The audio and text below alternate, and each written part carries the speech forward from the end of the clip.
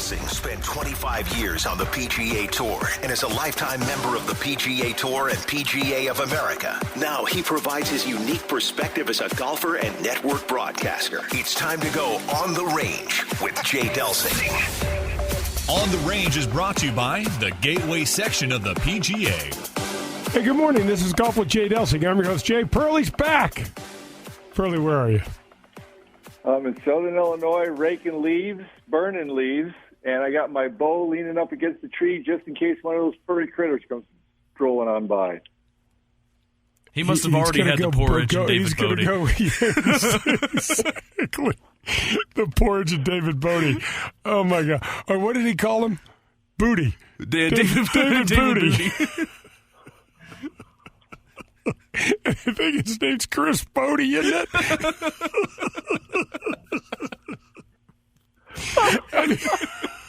Oh, my God.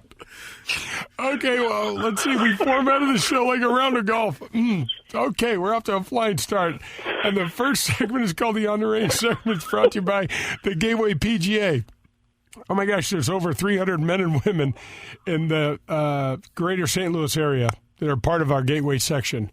They work long hours doing all of these things behind the scenes to make our golf experience better. So we appreciate them.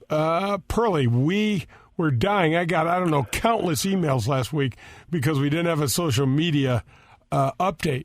Kind of hit us with something. How's Facebook?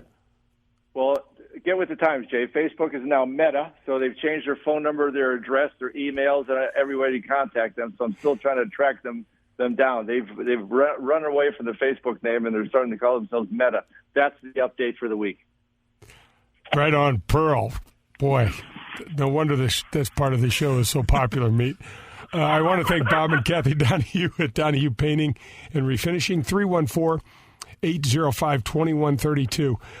Anything inside or outside of your home, besides being great humans, they do a phenomenal job at beautifying your home.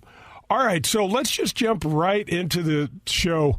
Pearl, we're at kind of a slow-ish time in the golf season. The PGA Tour's got its wraparound thing going. The weather's starting to get crappy here in St. Louis. And so we dug up some kind of cool things. Well, wait a second. Let me ask you a question on that before we get into our cool things, and they are definitely cool. What do you think about the wraparound season? I was listening to another show on the radio. I didn't know there was any other radio golf shows than us, but apparently there's one or two others. And they were talking about not liking the wraparound season. Didn't think we should have one because we're more hungry for golf if we take a couple of months off. What do you think about that? Okay, so I would answer that question two ways. I understand that if you're going to have 46, 47 tournaments, 48 tournaments out of a 52-week year, that it's going to feel diluted. I get that. As a player, hell no. Give me as many opportunities to play every single week, John. The winner's cashing in over $1 million. I mean, just bring it. And I mean, what's interesting is I mean, when I played, it was I enjoyed the fact that right around, if I wasn't going back to the Cure School, I really enjoyed the fact that I got to put my clubs away and take time off with the family. And I was one of those guys that put the clubs away and never touched them at all. Most of the guys aren't like that. But I liked the idea that there was a more marked startup point. We always started somewhere, either at like Palm Springs or Hawaii. Was once they moved the Tournament of Champions over to Kapalua, we started in Hawaii. But it's a different time, a different place now. And Pearl, the mission statement of the PGA Tour is to provide playing opportunities for professional golfers. So provide opportunities, man. Get as many events out there as you can. Let guys get chances to support their families and to start a career, launch a career, gain some confidence in a career, whatever it might be. I think gaining the confidence has a lot to do with it because at this time of year, you see a lot of names that you don't normally see at the top of the leaderboard, and those guys are having the chance. And as you and I would agree, our minds don't know what tournament we want. A win is a win type of a thing, and build that up. So I think that's pretty awesome.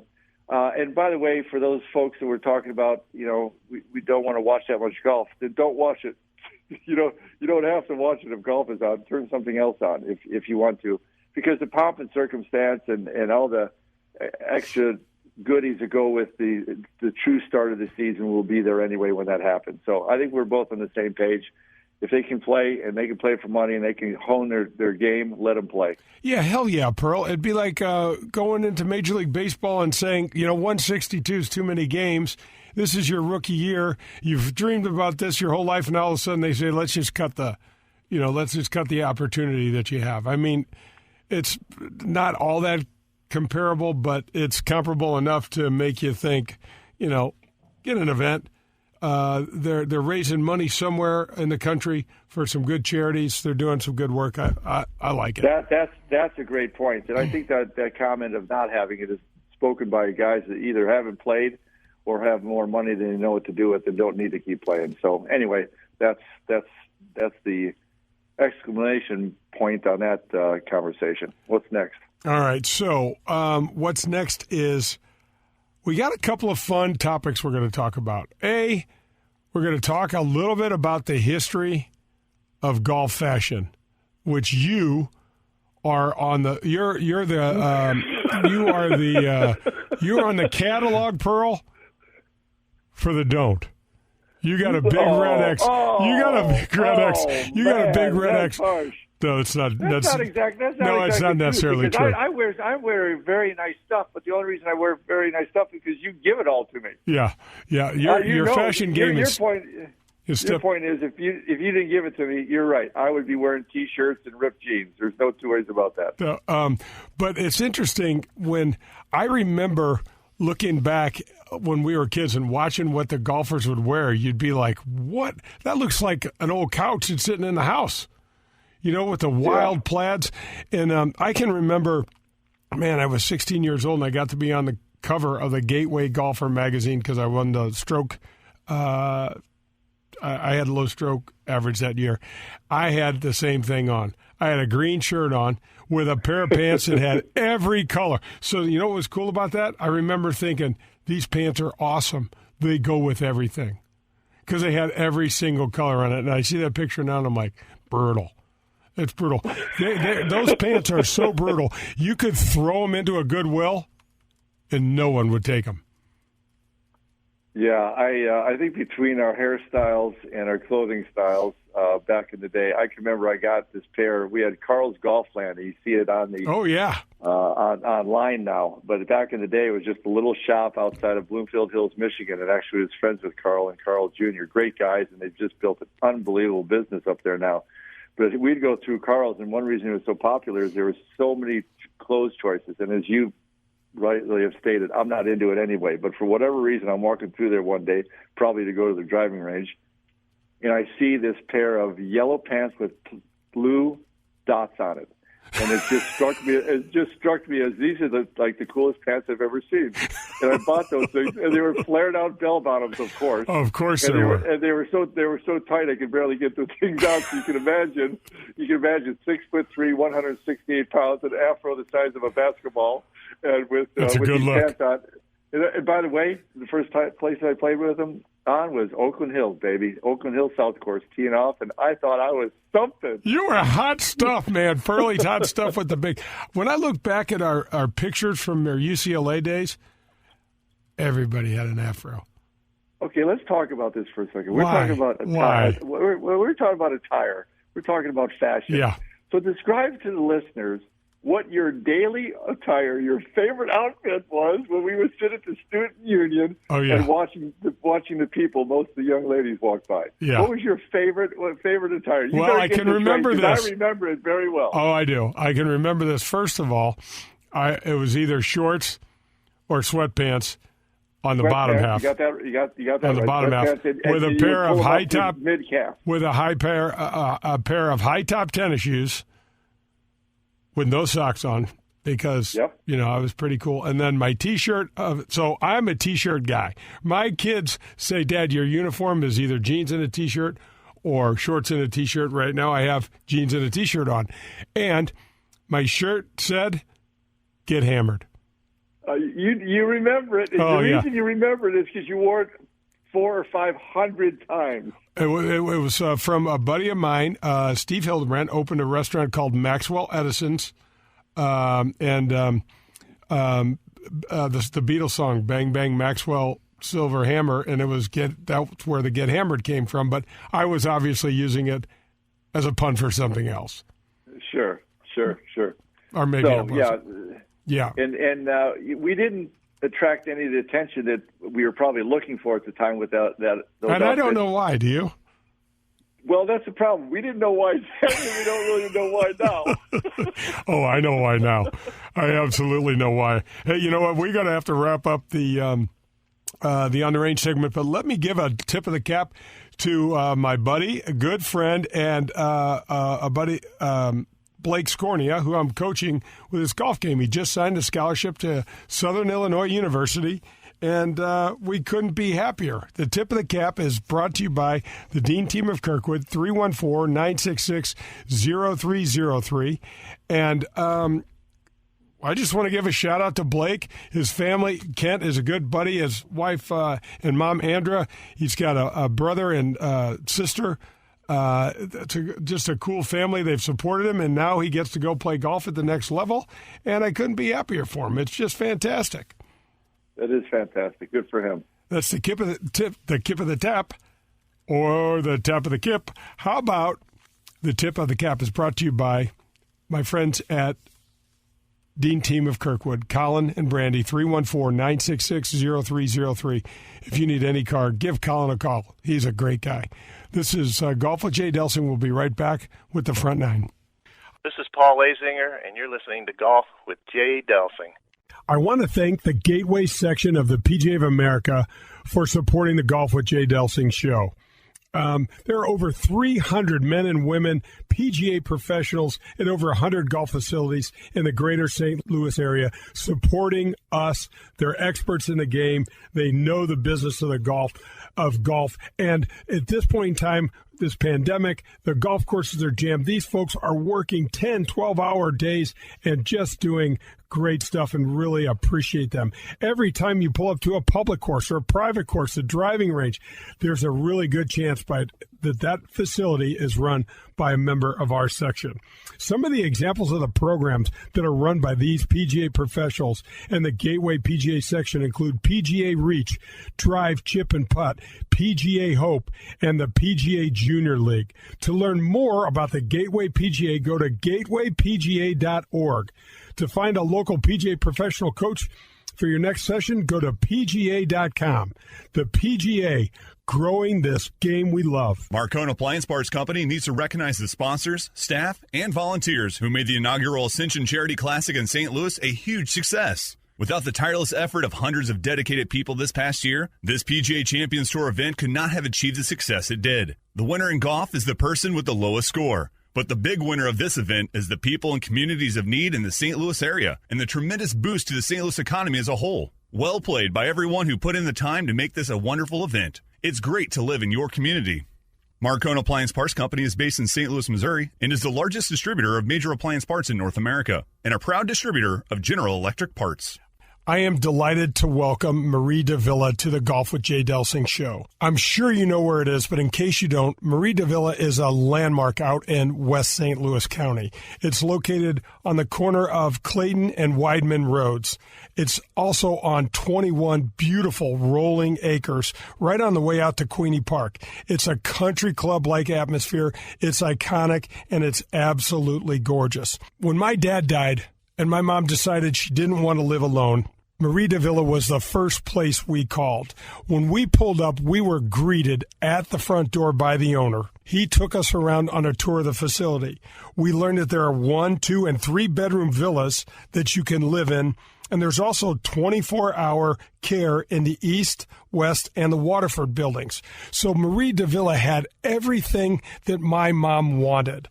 One of the things that stood out in my mind as well was the way the family-owned business treats their guests. That's right, they refer to them as guests, but they treat them like family. So if you're in the process of trying to make a tough decision for this next part of life, you got to visit Marie Duvall.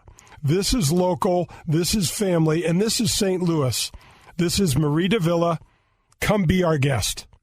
Thank you, St. Louis, for making the first annual Ascension Charity Classic presented by Emerson a record-breaking success. The golf was incredible, your enthusiasm unmatched, and the only thing that will last longer than the memories is the impact you've made on North St. Louis County charities. To our sponsors, volunteers, and fans, thank you for welcoming golf's greatest legends and bringing professional golf back to St. Louis with record attendance. See you next year at the Ascension Charity Classic. I want to give a shout out to my friend Colin Burnt over at the Dean team of Kirkwood. Folks, if you're looking for any sort of vehicle, I know it says Volkswagen of Kirkwood. Colin has a parking lot full of new and used cars. I was just over there the other day. I bought a used VW Passat for my daughter, Jo, who just totaled it in an accident. She texted me, by the way, and said, Dad, I tapped a car in front of me. She tapped it so well that the car's totaled. Anyway, I talked to Colin, and he is working out a new vehicle for us. But we went over and looked. There is a huge selection of cars over there. My buddy Pearlie that does the show with me had bought a used Toyota truck from Colin and just loved the service and loved the vehicle. 314-966-0303. This is like dealing with family over there. These are great people. Colin's there. His right-hand person, Brandy, is there to do anything they can to get you in the vehicle you want. Give them a call today. Hi, Jay Delsing here for SSM Health Physical Therapy. Our golf program has the same screening techniques and technology as the pros on the PGA Tour use. That's right. SSM Health Physical Therapy has TPI, Titleist Performance Institute, trained physical therapists that can perform the TPI screen on you, as well as use the K-Vest 3D motion capture system. It is awesome. Proper posture and alignment can help you keep it right down the middle. There's 80 locations in the St. Louis area. Call them at 800-518-1626 or visit them on the web at ssmphysicaltherapy.com. Your therapy, our passion.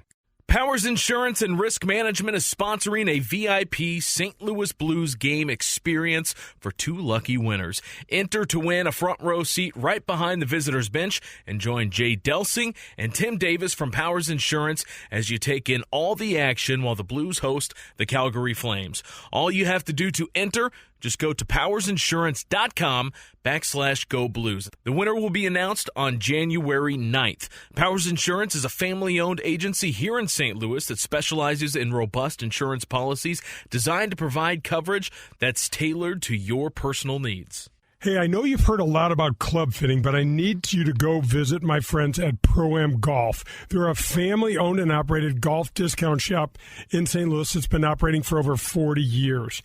They have a top quality fitter in CJ over there and a very qualified staff with the most up-to-date, state-of-the-art technology in the industry at all. They've got a really cool ball program coming that will help you fit your swing speed to the right ball. But most importantly, they have the lowest prices in town on this fitting. And you know what's really special? They take the price of the fitting and roll it into the new clubs that you purchase over there. So basically, the fitting costs you nothing. Visit Tom DeGrand. He's been in the business for over 40 years and a great guy. And they'll watch you hit balls in their simulator. So stop by and ask for the Delsing discount, and they'll give you even more money off their already low price. That's Pro-Am Golf, a family-owned business here in St. Louis. Grab your clubs. We're headed to the front 9 on Golf with Jay Delsing. The Front 9 is brought to you by the Ascension Charity Classic. Hey, welcome back. This is Golf with Jay Delsing. I'm your host, Jay. I got Pearlie with me and Brad Barnes. He's taking good care of us here at the ESPN studios, and we are rolling into the Front 9 that is brought to you by the Ascension Charity Classic. Oh, man, before you know it, year 2 will be right on us. I can't wait to see what year 2 looks like. Year 1 was a blast. All right, Pearl, we are talking about golf fashion. and the history of golf fashion. Now, let's be upfront. You brought this to the table. Why don't you lead off a little bit with what your take on some of these articles that we've read on golf fashion is? Well, I think it's kind of interesting just to get a little bit of the history behind things. Just kind of a note here, golf originated in the 15th century in Scotland. So when you started thinking about, what they were wearing, it says thick fabrics like plaid and tweed to protect from the cold weather, because those guys are out there playing in cold, windy weather the whole time. These knickerbockers or plus fours were paired with flat caps. I love flat caps even today. I think they're cool. And heavy. Do you really? You don't know that I wear one once in a while, because I wouldn't show it to you because you would make fun of me. So I absolutely would. I'm not a big fan of those, but go ahead. So they're playing with flat caps and heavy tweed jackets, and we see that in some of the old golf movies. Bro, they were also wearing ties and like vests and sport coats and all sorts of jazz. One of the things I got to say, when we went to UCLA, and I've never been in a golf club that nice before. Had you? Well, I guess you were at Oakland Hill, so maybe you had been. Yeah, I've been in a couple, but they're a little fancier out there in West Coast, that's for sure. But Eddie Merritt's the head golf pro, and our head golf coach wore jacket and tie in the pro shop. He was setting the tone, baby. He was setting the culture for us. How'd that go over? With some of us, fairly well. With some of us who continued to buck the system for 4 straight years, not very well. I can't think of any names, Jay Delsing, other than maybe a person here or there. Yeah, let's not bring up any names, Jay Delsing, at all. I was like, man, I thought we were playing golf so we didn't have to wear a tie. I don't know. You ever wear a tie now? You ever wear a tie now? No. Maybe once every couple of years. And none of the Ascension events you had to wear a tie? No. Mm-mm. Oh, really? I'm surprised at My that. daughter Gemma just got married. I didn't have a tie on. Well, I wouldn't brag about that necessarily. I'm not bragging. I'm just telling you. Actually, it was Gemma, so she wouldn't have let you wear a tie had you wanted to wear one. That's a good point. That's a good point. All right, so when it comes, who are the best dressed? Who are some of the best dressed guys? This is the thing that used to kill me. So Payne Stewart is God rest his soul, is a Missourian, and he grew up in Springfield area. And Payne's about 5 years older than I am, 6 years older than I am. So I didn't get to play with him that much, but I did get to know him. And then once I got on tour, we played a lot. I mean, I probably played 30, 40 rounds of golf with Payne Stewart. It's pretty cool. He would get voted best dressed golfer every single year. And we would grill him unmercifully because he looked so bad. He was wearing knickers. He'd have those tight, stretchy socks that went all the way up the calf, almost to his knee. Then his knickers hit the bottom of the knee. But, John, here's what's interesting about Payne. And I said to him, you're not this smart. First of all, he got paid ridiculous amounts of money for what. Remember, he dressed like the NFL teams? Absolutely. He is that smart. That part, he was that smart. What he didn't understand until it happened, and I said to him, I can't believe how cool this is that you're doing this. And he goes, why? I said, because you are one of the most recognizable guys on the golf course and one of the most unrecognizable guys off, because he had a uniform on. Yeah. He always wore that Kangol hat, always matched. I mean, Pearl, he'd wear, if he had some bright canary yellow knickers on, he'd wear bright yellow and white shoes and a bright yellow hat. And I mean, it's just disgusting. It was just, wow. We were like, yeah. He's like, look at how good I look. I'm like, you look like a cuckoo. Anyway. Well, just on our theme here, so it actually, golf continued to grow in popularity through the 1920s, and the upper-class players took their fashion to the next level with patterned long socks, two-tone shoes, shirts and ties, and knitted cardigans. So that was very much Payne Stewart. I love the fact that he stood out, and I don't doubt one bit that you guys grilled him mercifully. But I would bet that a lot of people don't understand that in general. I think it's changed as we've discussed on the tour. But back in the day, you guys had the needle out pretty good. If somebody did something different, try to stand out, try to do anything different, whatever, the needle was always out, wasn't it, out there? Oh, there's no question. There's no question. I mean, when my first couple years on tour, I played a lot with Bobby Watkins and John Mahaffey, J.C. Sneed, Leonard Thompson, guys that have been out there for a long time. And the first couple of times playing with them, it got pretty brutal. Then I got paired with Ed Fiore, who just chirped me the entire day. It's like, God, she's swinging really hard today. Here's what he told me. God, you're hooking a lot of these today. God, and I was like, dude, who are you? I don't even know. And you know who? The grip. He was such a good guy and a very dear friend.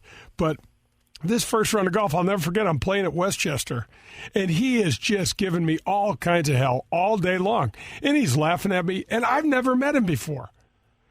And finally, I stand up on 18 and I hit this big duck hook into left rough, trying to get to this par 5 and 2. And we're walking off the tee, and he says, "Son, I do believe you swing as hard at every shot as anyone I've ever seen." And I said, "Ed, coming from a guy that looks like you, swings like you, and has a body shape like you, I think I'm doing pretty well." I mean, I had it.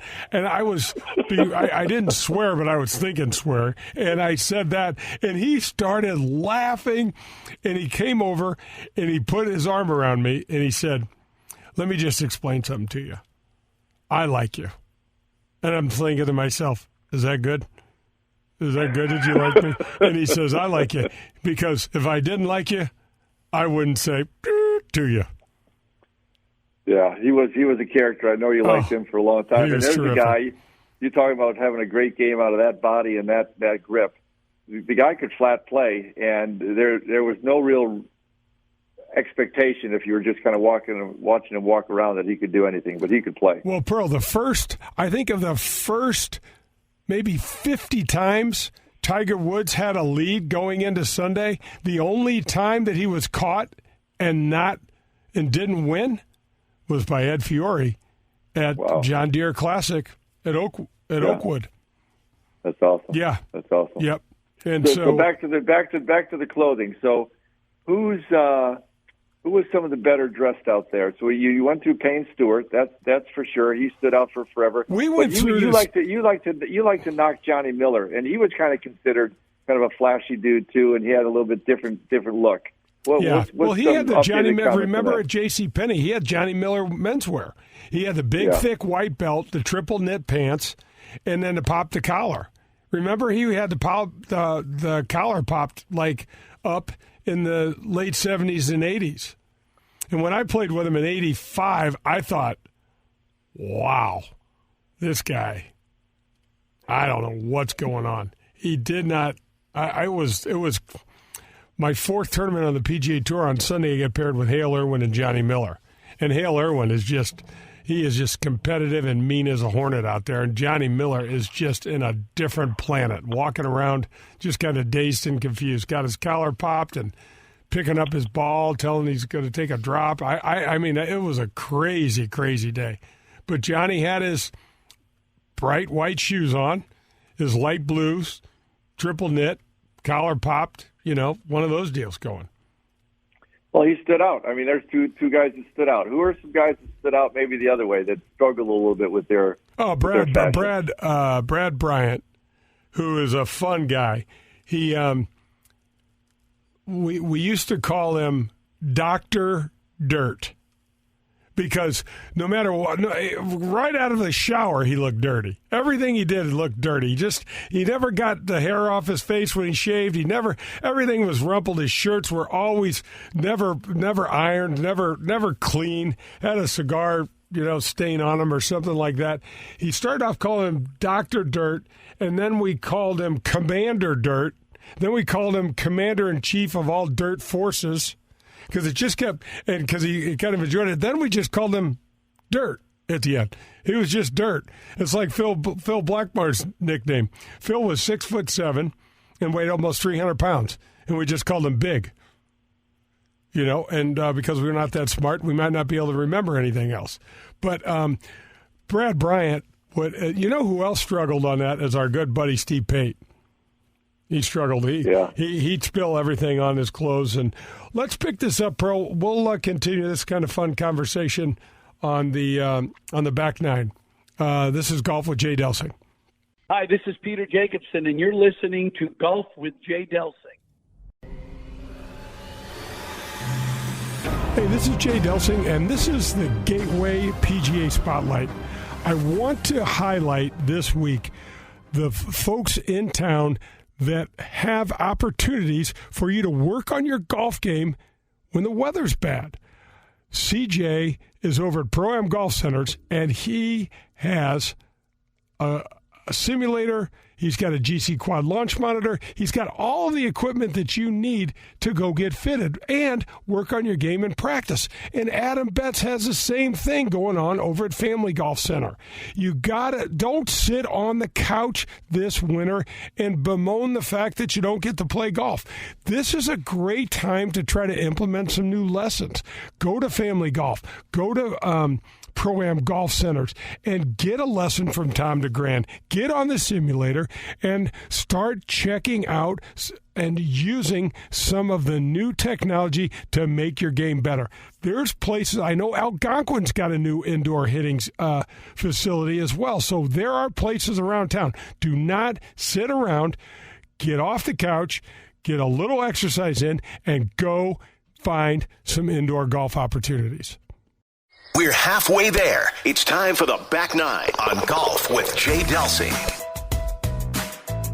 The Back Nine is brought to you by Pro-Am Golf. Hey, welcome back. This is Golf with Jay Delsing. I'm your host, Jay. I got Pearlie with me, and we are headed to the Back Nine that is brought to you by Pro-Am Golf Centers here in St. Louis. Family-owned business.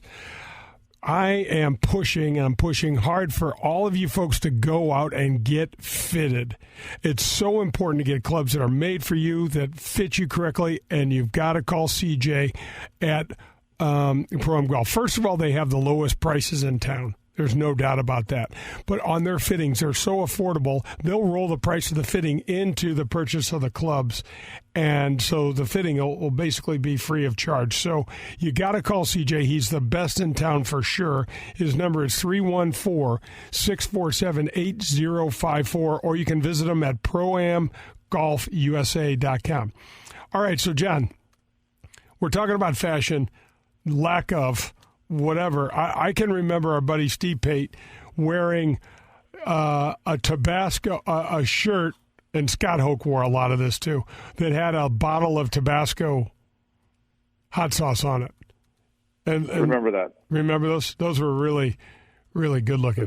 They're hard to forget, actually. Yeah, they're brutal. Well, the hard part with Pater is a couple guys had this issue, but the guys that like to chew out there, it was tough for them to keep. Just imagine you're out there playing, you're playing in the wind, you're chewing, you're focused on your game.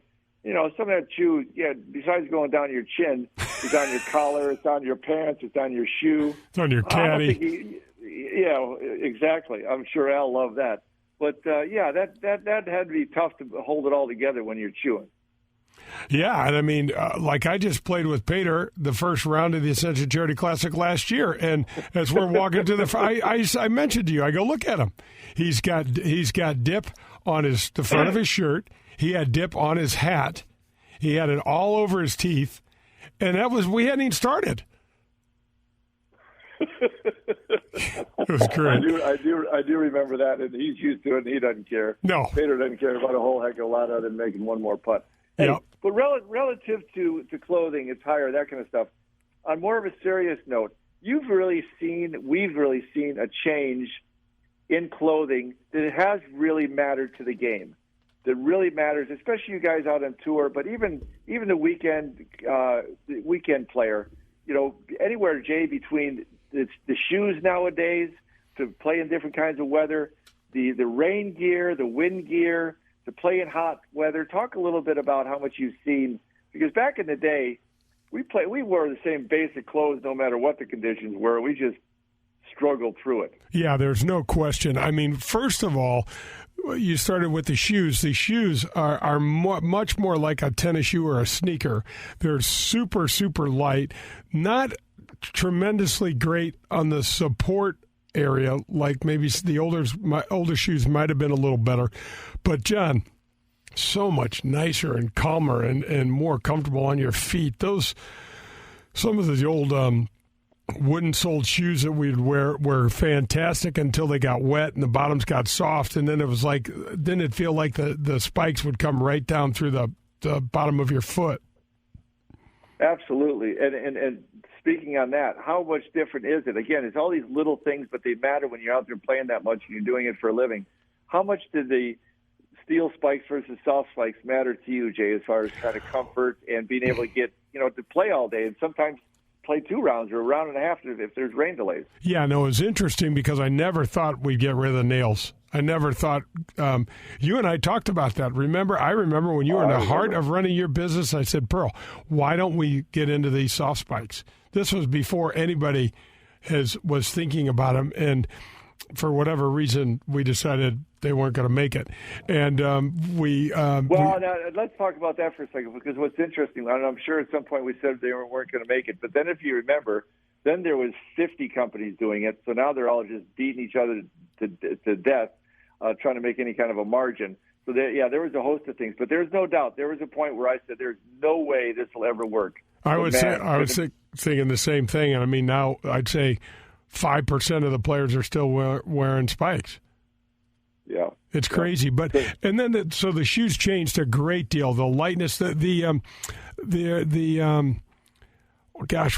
would you? They're so much more athletic. You can be so much more of an athlete in the shoes nowadays compared to the stuff that we were wearing. And then if you start talking about the fabrics, John, in the clothes themselves, we'll get to rain gear in a second, but if we start talking about when we played, we had to iron our shirts. They were burlap cotton, hotter than hell. They didn't breathe. They were great when it was cold. They weren't worth a damn when it was hot. And let's face it, we played in 90% more hot weather than we did cold weather. And when it rained, they got heavy as can be. So what we have now, where this it's some sort of blend of probably rayon, some sort of synthetic blend in the fabrics, but the pants are so much better. Your yellow with blue dots on them were probably didn't breathe a whole lot and move with you very well. But the stuff that we're wearing now, action wear, whatever they want to call them, are just a tremendously better product. The shirts come right out of the dryer and right on and never need to be ironed, which is a gigantic bonus for the tour player. I can remember our UCLA shirts, how excited we would be to get them. And like you said, the rain would be one thing, but even a hot day, you start sweating. And that large would suddenly turn into a double XL, and it could barely keep that thing from falling over the shoulders. It was just, we didn't think anything of it because that's just the way it was back then. But if you try to sell or convince somebody nowadays to try to play something like that, they're like, it wouldn't hardly be worth it. Well, I can remember this with our UCLA clothes. Remember, we'd all get in line to get our stuff, I remember being right behind Paven. And Paven walks up, and the guy goes, "What's your waist size?" What does Paven say? 25. And I'm like, 25? I mean, I had that in 4th grade, Pearl. Easy. Yeah. And then his inseam, 25. Like, what the hell? It was, oh my gosh! I can remember getting mine. I was 34, and then and he's like, "What's your inseam?" I'm like, "I need them as long as you got." And then Pearl, they didn't have them long enough, so I didn't even have my pants hemmed at UCLA. I just wore them all the way down. I didn't have any money either. That shouldn't surprise anybody, but that's that's kind of a fashion faux pas, right? You look very sharp in them. I can remember that for sure. Oh my gosh! What other clothing? What else has changed? What matters out there? Oh my gosh! How about how about the umbrellas? The umbrellas. Remember, every time we had an umbrella and it would blow, the umbrella would go inside out right away. Yeah. Right away. How many times did that happen to you? I remember, and back in the day, the inside of those little spokes were all made of metal John, and so they all broke, and your umbrella was toast as soon as it went inside out. These gustbuster type umbrellas now, it's amazing what they can stand up to, and they can go inside out, outside in. They can turn around, and you can still use them. So that was a big deal. But the rain gear, John, when Gore-Tex first came out, remember the stuff we had at UCLA? It did not keep water out of anything. No, it was brutal. Yeah, so it rained, really, and you're really heavy it was just heavy to carry. So were the umbrellas. The umbrellas back then probably weighed 3 times what an umbrella weighs now. And when you're toting your bag all the time, and we're playing 36-hole days, that mattered. You got those shoes that each weighed about 3.5 to 4 pounds. That's where the dew in them. Then the dew would come halfway up to your knees, sucked up by your pants and your socks. And then your shirt's getting all, if it's misty or you're sweating your shirt. I bet we could have taken, if we had rain gear on any given day, taken all the clothes off at the end of a round where it was raining, and I would bet, I don't think I'm exaggerating, I bet you'd be looking at somewhere between 10 to 15 pounds that all that stuff would weigh that we were toting around on the golf course. Oh, I don't doubt it. I mean, just the shoes alone, after they got wet and soggy, oh my gosh, they were like blocks. But the rain gear, the Gore-Tex, and now there's this lightweight fabric that is water resistant, and that has come a really, really long way. If you haven't tried, you ought to check out these. It's called Stormtrooper by Puma. It's lightweight gear, and it's really, really awesome, and it keeps you dry. But everybody's got great stuff like that. Adidas, FootJoy, they've all morphed around, come around to the different side of the fence on this. What's interesting, too, John, is we talk so much about the changes in technology just from ball and clubs, but all this other stuff has made a big difference as well. And I'll tell you, the last thing that we never wore that is almost frightening, that all the kids are great about now, sunscreen. Yeah. I was going to say sunglasses, but talk about sunscreen for a second. The sunscreen, I'll never forget, John. I'll never forget Andy North, besides being a 2-time U.S. Open champ and just an all-around great guy from Madison, Wisconsin. He was and he was a tall guy like I was. He was about my height. And he kind of took me under his wing, and we played a bunch of practice rounds. And I didn't see him for about 4 weeks. And I said, we obviously didn't have the internet. We didn't have cell phones. It wasn't like we were sending each other emails or texts. And I saw him and I said, Drew, what's going on? He said, Dels, you got to put sunscreen on. Look what happened to me. And he pulls out, he had half of his ear cut off and a portion of his nose. He had skin cancer on them and had skin grafts and all this other stuff. And it freaked me out, Pearl. This was my rookie year, and I put on sunscreen religiously every single day from that point on. He had a part of his nose cut off. And, obviously Andy is several years older than I am and been playing for years and years. But back in the day, John, until we started getting paid for it, we didn't wear hats. Yeah. Nobody wore hats until, it was part of the gear that made television a little more doable. Pearl, that is going to wrap up the back nine, but we'll keep this roll going on the 19th hole. Come back for more of Golf with Jay Delsing. Hi, this is Bob Costas, and you're listening to Golf with Jay Delsing. I'm with my buddy Joe Sheezer from USA Mortgage. Hi, Jay. How are you? Doing great, Joe. Thanks so much for the support of the show. I really appreciate the opportunity. Congratulations. This is your third year, and we're really proud to be a sponsor all 3 years since the very beginning. It's a great show, and we look forward to it every Sunday morning. Well, thanks a bunch. Tell us just a little bit about USA Mortgage and what you can do for people. Well, USA Mortgage is a ESOP. It's an employee-owned company, so over 1,000 families here in St. Louis work for the company. So if you want an opportunity to patronize a local company, please call USA Mortgage 314-628-2015, and I'll be more than happy to sit down with you, go over your options, discuss all the different programs that are available, and give you an opportunity to support a local company. Marcone Appliance Parts Company needs to recognize the sponsors, staff, and volunteers who made the inaugural Ascension Charity Classic in St. Louis a huge success. Without the tireless effort of hundreds of dedicated people this past year, this PGA Champions Tour event could not have achieved the success it did. The winner in golf is the person with the lowest score. But the big winner of this event is the people and communities of need in the St. Louis area and the tremendous boost to the St. Louis economy as a whole. Well played by everyone who put in the time to make this a wonderful event. It's great to live in your community. Marcone Appliance Parts Company is based in St. Louis, Missouri, and is the largest distributor of major appliance parts in North America and a proud distributor of General Electric parts. Hey, guys, I know you've heard golf is booming, and it really is. There are more people playing golf today than ever before. And you know who else is doing great? My friends at Whitmore Country Club. I don't know if you know about their membership, but if you join at Whitmore Country Club, there's 90 holes. They give you access to the Links of Dardenne, the Golf Club of Wentzville, and the Missouri Bluffs. And the cart fees are included in the membership, so you're not going to get dinged for a cart fee. There's no food or beverage minimums, no assessments, no nothing. Just great golf, great places to eat.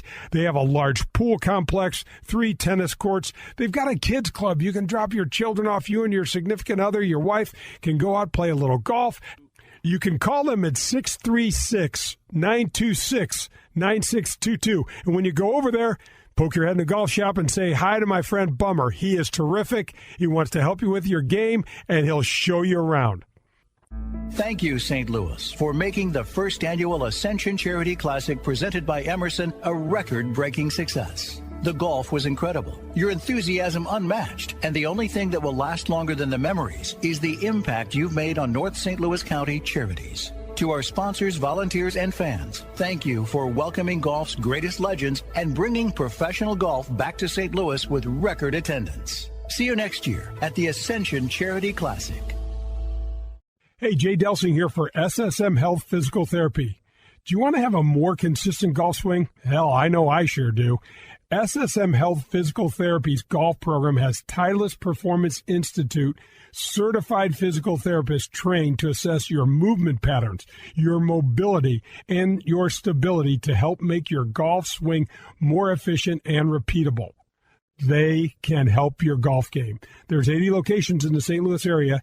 800-518-1626 or visit them on the web at ssmphysicaltherapy.com. Tell them Jay sent you for special pricing. Your therapy, our passion. This is Bill DeWitt III, president of the St. Louis Cardinals, and you're talking to Jay Delsing. And wait, what's the name of the show? Golf with Jay Delsing. Oh, okay, let me start it. If you have a car and you're struggling to get some protection for that car, let me recommend Vehicle Assurance. 1-866-341-9255 is their number.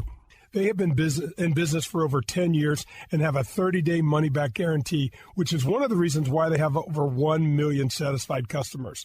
They are known for their painless claims process and their premium vehicle protection. So whatever that car looks like, they can help you.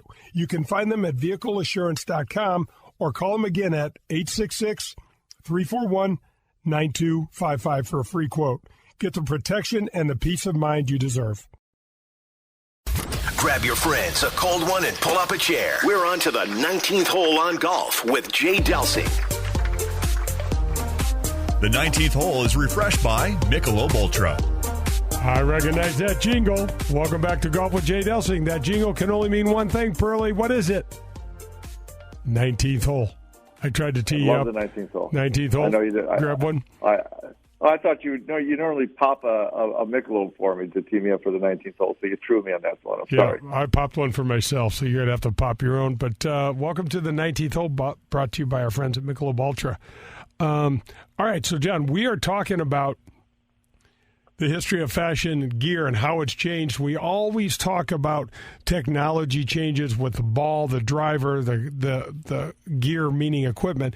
And we today have jumped into the changes in clothing, the changes in shoes, the changes in the different types of gear, meaning, rain gear, things like that.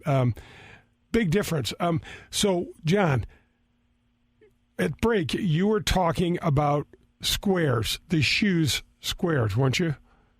Yeah, when I watch the commercials, as you know, I watch a lot of golf, and when I see the commercials and it's Patrick Harrington or Sir Nick Faldo, you're supposed to say Sir Nick, Jay. That's supposed to call him Nick Faldo. So Sir Nick. Then they're saying that their club head speed goes up. They're hitting the ball 4 yards, 5 yards further, whatever the heck it is, because of their shoes. How much do you buy into that? First of all, I bought into none of it initially. Now, guess what I got sent to me 4 days ago? A pair of squares. Really? I ran into the VP, and he said, look there's technology and there's data in this. Here's a pair of shoes. Try them and let me know what you think. Now, I've done a little bit of the research, and it's interesting, John. It is interesting about how, from a physiological standpoint, we load up, through our feet. I've always known that we transfer energy from the ground, use the ground to transfer energy. And there's data and there's research behind this. Now, I've put the shoes on. You know how jacked up my feet are. They are super comfortable because they're a little wider and they are way more supportive, John. We were just talking about foot gear. Yep. So they're way more supportive, but I have not been outside yet to hit any. But I will. I will definitely try them, and I will definitely give you a full report. But, when Faldo, what'd you say his first name was, Nick? Sure. When Faldo, it just seems like Sir Nick straps his name to just about anything. And so I don't know if I'm just a little cynical on that or maybe just a little cantankerous. I don't know, but a little of both of them. Yeah, I'm going to check these shoes out for myself, and then I will give everybody a full report. You know what? I probably ought to do a little. I'll do a little thing on YouTube for them as well, and see what they're like, because as I'm preaching about these fittings, I'm getting fitted by CJ. I am getting fitted by CJ at Pro-Am Golf. I'm definitely doing it. I definitely want to do that too. You and I have talked about that. Totally a believer. I'm way behind in the technology, but I'm way behind in all that stuff. So I want to do it. It's past time. Yeah, it's we're ready.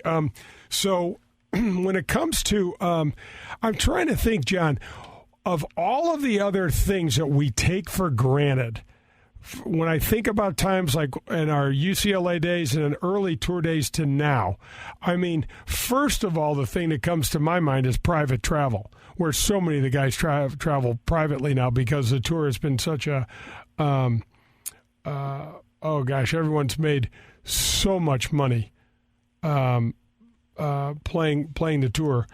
The word I'm looking for is, I can't think of it, but anyway, they're making a lot of... Well, mime it out for me. Mime out the word for me a little bit so I can get this. Let's see. It kind of... the word that keeps coming to mind is ludicrous, but it's not ludicrous. It's... extreme? Yeah, it's something like that.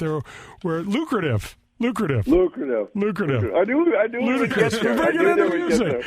Wow. To a bunch of old guys. I got senior one more moments at the question. same time. One more fashion question for you. What is your favorite attire to play golf in? Shorts. Not PGA approved shorts. You love playing in shorts. Absolutely. So much more comfortable. Usually the weather's good. I love playing in shorts. And then just anything. I don't really care. I always wear a hat now just to try to keep the sun off my eyes. Sunglasses are a gigantic thing, and it took me at least 5 years to get used to playing in sunglasses. But the dermatologists come out and the eye doctors come out and say you do not need to be out in the sun without some sort of UV protection. And it's... Man, I can remember I'd hit every single shot fat for the first 5 years when I tried playing in sunglasses. It just distorted it just enough to where I wasn't comfortable at all. Right. And I suppose it's like any glasses. You got to wear them for a while for your eyes to adjust. Who was one of the first guys that David got Duvall. out there? I remember David Duvall. Was he the first one that really pressed it? I think so. I think David Duvall. You know, John, one of the other things that we don't talk about at all, but would have made a huge difference when we were in college and stuff now is the rangefinder. Do you remember how we do? We'd have to try to triangulate around these lakes and guess and add a couple of yards here and there. And my steps were always the longest on the team, so I was always had the shortest yardage in. And I'm like, that's not 100 yards. It's only 80. They're like, we don't even listen to you because your steps are too long. But the rangefinder made a gigantic difference when you hadn't been to a golf course before. Yeah, for sure. Absolutely. I'm trying to think of anything else, like the green books. I got one. All right. I got one, though. Back to Attire a little bit because you wear it. What about golf gloves?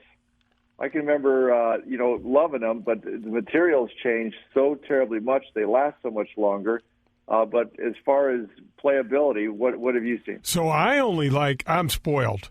I love the Titleist Players Glove. That's it. That's the only one I wore. I also have worn the FootJoy glove with, for whatever reason, all the other manufacturers, the medium larges didn't fit me that well. The Titleist Players Glove fit me so well. It just was perfect size for my fingers and my hands, and I didn't need a bunch of the, they call it like Technoflex, where they put some of the meshing in there to try to make the glove fit better. Those gloves, every time I put that glove on, John, a new glove on, it still feels like a treat. Yeah, it kind of gets you in the mood. I do like you're calling them Technoflex. I like those. I also like some of the newest material. One, they last a heck of a lot longer. Back, we keep referencing college days, but you get on a hot day or a rainy day, that glove had one round in it for the most part. Nowadays, I think the material, I'm not up on it like you are, but I think I like a lot of materials, and some of these things last for a long time, and you can play in any kind of weather, and it still feels good. The old glove, you get in a little bit of rain, that puppy was slick and as could be as well, so it really didn't help. So just across the board, there's just a lot of things that have changed with Attire from head to toe. Yeah, there's no doubt. There's no doubt. And, John, this goes with golf grips as well, the grips we used to put on our clubs.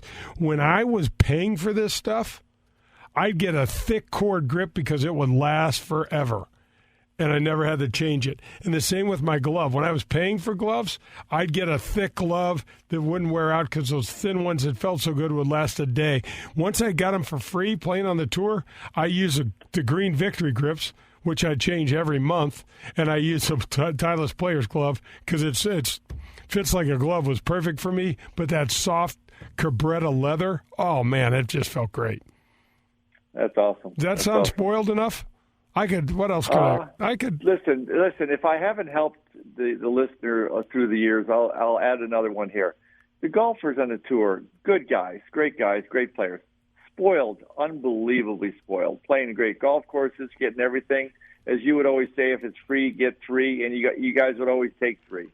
So yeah, it is a tough life in many aspects, but they are spoiled beyond spoiled in many aspects as well. Thanks, no Pearl. Comment, huh? That was cool. No comment, that was cool. Just kind of toss a grenade over there and let's blow it right up. No, I'd walk in the locker room. I'll never forget. I was just getting to, I think it was the Honda Classic down in Fort Lauderdale. We pick up a brand new car, and I listen to one of the players bitching because there's not a full tank of gas in this car. And you pick up a brand new car for free. Tell everybody you pick it up for free. Oh yeah, we get to drive it for the week. It's unbelievable. Remember when I played in the senior PGA Championship here in St. Louis in 2013? I got a Mercedes 550 to drive for the week, and they gave it to me for 2 weeks to drive it around. I'm like, you shouldn't have done that. You may not see this sucker again. We're going to take this thing all over the place. No, but I mean, the way that John, one of the things that people don't know is these tournaments are also giving away gifts now to the players to try to attract them to come to their field. And we're not talking about like, here's a fifth of scotch. We're talking about some sort of really cool remote control car, that they drive around. They're talking about iPads. They're talking about all sorts of pricey gifts that people get for coming to the events. There's a lot of competition, isn't there, to get these guys to come to different events. They talk about that a tiny bit on the TV, but for the most part, that's much behind the scenes is how to get these guys to show up, because at the end of the day, it's a big deal in your draw on who shows up. The best way to get people to show up on the PGA Tour, Pearl, is have a really good golf course in great shape. That's how to get people to show up. Well, that's awesome. That's a good thing. That's one reason Ascension is going to do so good for so long, because of Or it was a great golf course, and it's always in great shape. Yep, that's right. Well, hell, Pearl, that's going to wrap up another show. Man, that was a golf-fashioned extravaganza. We didn't think we could do it. We didn't think we could do it, of all people, but we managed to pull it off. We made it through another one. Meat, thanks for taking such good care of us, and we will be back next week with more of Golf with Jay Delsing. Hit him straight, St. Louis.